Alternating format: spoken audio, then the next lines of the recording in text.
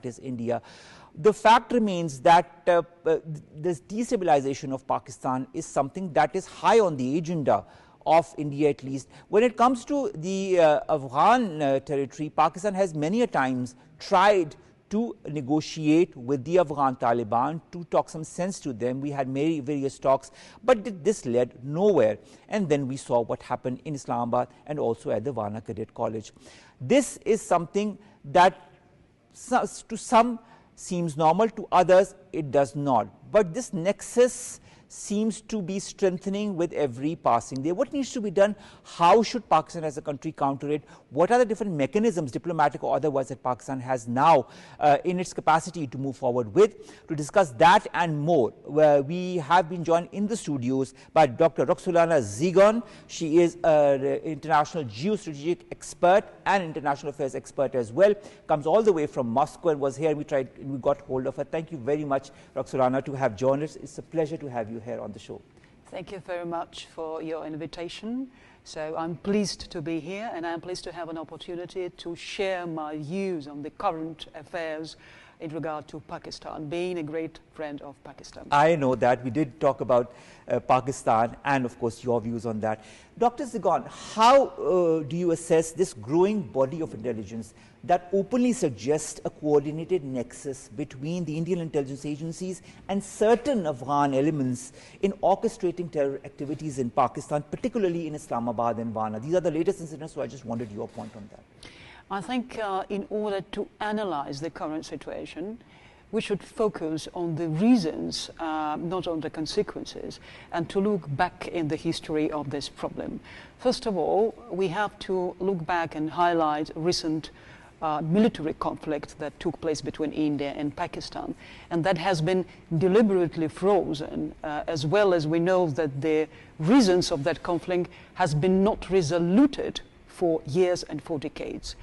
I think, and I assume as a geopolitician, the person who is not relying just on political geography, but on, let's say, hot burning insights which reflect a much more practical database.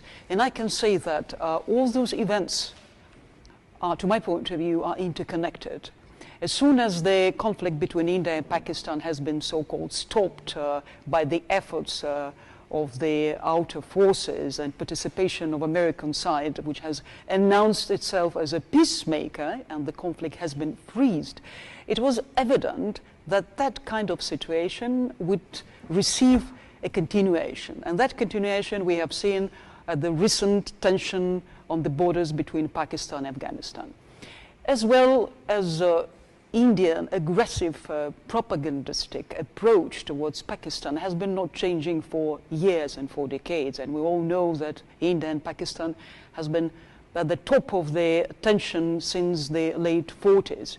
So Indian intelligence service is well informed in consideration that Afghanistan is a vulnerable, toxic area and the closest let's say, tension zone for Pakistan. That's why we can assume that the intelligence forces and military forces of India in New Delhi consider burning the border between Afghanistan and Pakistan and keep that kind of conflict going on and on.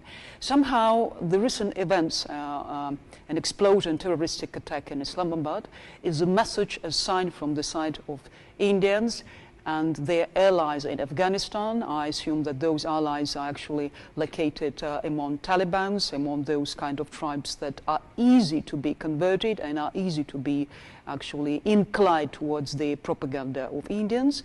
So we can see that all those events are interconnected with each other. And that's why it should not be a big surprise to Pakistani officials. Dr. Zigon, given India's long-standing presence and influence within Afghanistan, and we see that even recently they've opened a consulate there as well. Aid networks, intelligent outposts that have been present there, closed and reopened again. To what extent do you believe New Delhi has institutionalized this influence into a proxy-based destabilization strategy against Pakistan? I can clearly confirm my observation that India has been drifting recently towards United States. And if we hear the statements from the side of Washington, we can clearly identify that Washington is trying to play double game. So one day they declare that they have been never experiencing such a tremendously successful relationship with New Delhi, and another day they actually announce that they have never ever experienced within the last 15 years such a successful relationship with Pakistan. So I think that India is turning into quite an efficient element of prolongation of the foreign policy of the United States. Unfortunately, New Delhi is entering the very same trap that it used to take place during the Cold War. And I'm afraid that trying to play with India against of Afghanistan or through Afghanistan against of Pakistan, United States is going to lose quite an important ace in this game, China, because all that hurdle, all that kind of extra tension which is created by the outer forces is not doing a good service for the whole region of the South Asia. But when you look at the reports, for example, let's take you to a recent incident that happened at the Varna Cadet College. There were reports on social media. There were so many social media accounts that were already propagating something that was to happen. And of course, for example, in Islamabad, they were already saying that, and then we saw what happened outside the district courts. This synchronized online propaganda emanating from Afghan-based accounts prior to these incidents, how significant is the information warfare component in India's broader hybrid strategy targeting Pakistan? Not the first time. We all saw the Disinfo Lab report that also came a couple of years back that also highlighted the whole nexus that India had orchestrated across the world to manipulate and malign Pakistan. I think that's an evident thing that India has been actively using information warfare. First of all, there has been serious investments made towards the propaganda mechanism in India, and we have been seeing how Indian media has been aggressively reacting against of Pakistan just prior to the conflict, the war conflict that took place in the end of April after Pahalgam terroristic attack. It was absolutely orchestrated within the same manner and scenario. And I don't see any kind of extraordinary difference between what India has been doing before and what India continues to do in a sense of propaganda and information warfare. All right. In your view, has international community underestimated the extent of India's hegemonic ambitions and the use of terrorism by India as a foreign policy tool, especially in South Asia? I strongly believe that we should not rely so heavily on international media, because international media is quite strongly fragmented, you know, and orchestrated by certain lobby and interest group. I think that the region of South Asia should focus on creating its own media space and should create its own strategy and somehow kind of information policy that will cover. But Roxolana, what Yes. I was trying to Yes. allude to was the international community's underestimation of India's hegemonic designs. Do you feel that they underestimate India's ambitions and the use of terrorism as a foreign policy tool? Somehow we can say that there is an underestimation, somehow there is an exaggeration, so we can say that it's 50-50 actually disbalance, because I can't say that there is a kind of balancing situation here. All right, Roxolana, a lot of Indian accounts on X came on with their narratives when this all happened in Pakistan, and I'll just refer to one lady who said, whenever elections are near in India, such incidents occur, sometimes in Pulwama, sometimes in Delhi. Is this to mislead the public? Who benefits from such incidents in the elections? This is what she says. What's your say on that? I think it's a general track or general policy that has been taken as a flagship idea and strategy of India. That's why I would rather not separate this kind of policy into separate pieces. I think there is a united approach which India decided to follow in order to become extremely important macro region that has right or feels to have right to expose its hegemonic approach towards its neighbors. Dr. Roxolana, also I'd like to understand, we had a lot of talks between the Pakistani side and the Afghan side. We had many of our leaders go to our neighborhood country and talk to the Afghan Taliban government in order to persuade them to stop the influx of terrorist elements into Pakistani soil. Nothing concrete happened from this, despite the various opportunities that Pakistan gave the Afghan Taliban government. But at the same time, you also see the Afghan intelligence networks working in cohorts with the Indian intelligence agencies. We know Amir Muttaqi goes to New Delhi, and he's received like a VIP, and of course there are, whatever happens happens. I don't want to go into the details of that, but what does all of this reveal about Afghan Taliban government's non-commitment towards stopping any forms of terrorist activity towards Pakistan, and B, India's long-term strategic objective vis-a-vis Pakistan's internal stability? So, as far as I understood your question, and why the diplomatic failures are not leading to diplomatic we even had breakthrough. mediators. We had Qatar and Turkey who also mediated. We had so many rounds of talks. It led nowhere, because the Afghan Taliban side were really not wanting to sign on the dotted line. Actually, we have to look at the disposition, which actually shows that Pakistan is in position, is in a perfect historical momentum to demonstrate its diplomatic will, and Afghan side is absolutely refusing the stretched hand of peace and friendship. And it has actually an explanation.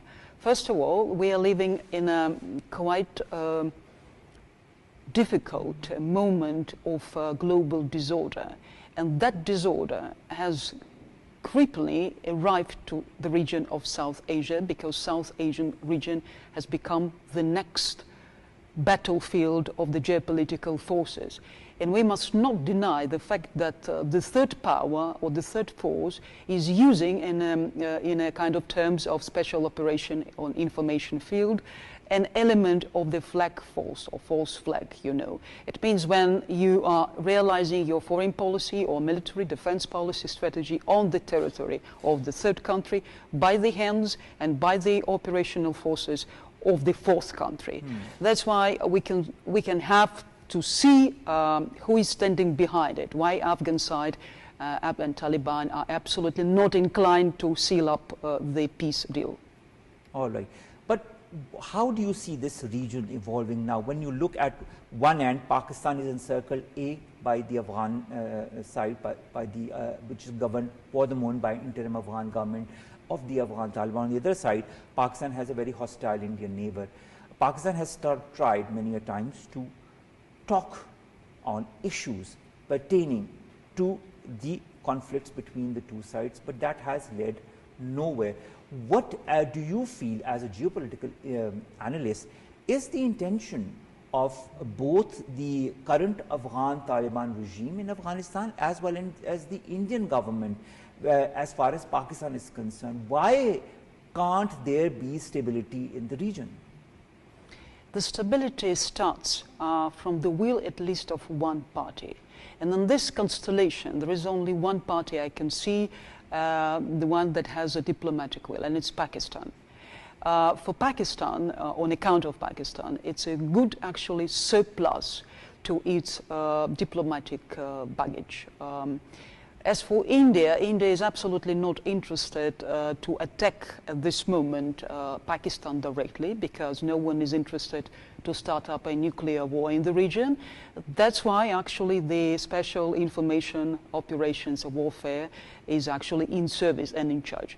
We should not forget that India has been deliberately and for a long time has been investing into Afghanistan. And today Afghanistan having its economy on a lowest level, of course, is in need of recovery and reconstruction of the economic ground. And India, somehow we can assume, offers to Taliban quite a generous help and support, not only through investments, but through the weaponry and other kind of assistance, which actually somehow satisfy Taliban.